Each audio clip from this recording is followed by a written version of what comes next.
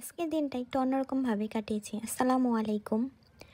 তো আপনারা এই জিনিসটা দেখে নিশ্চয়ই চিনতে পেরেছেন। এইটা হচ্ছে গ্রাম বাংলার ঐতিহ্যবাহী যে হাট হয়, ওই হাটগুলোতে এই ছোট ছোট পেঁয়াজগুলো পাওয়া যায়।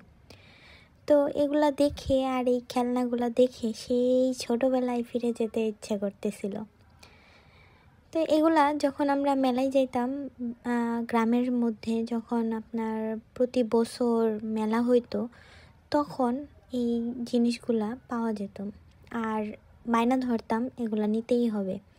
এগুলা কতভাবে যে এটা রং বেরঙের একটা চুড়ির একটা কম্বিনেশন থাকে, যেটা যেরকম করবেন সেরকমই হবে। আর এই তো বেলুন বেলুন তো হচ্ছে বাচ্চাদের একটা ফেভারিট জিনিস।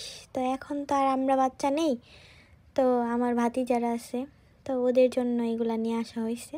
তো ফাইনালি চা ছাড়া কি দিন শেষ হয়? লাস্টলি ভাবির হাতের এই চাটা খেয়ে বাসায় চলে আসছি। আর আপনাদেরকে বলাই হয় নাই, আজকে গিয়েছিলাম আমার ভাতিজাদের দেখতে আমার ভাবির বাসায়, মানে আমার ভাবির বাবার বাসায়।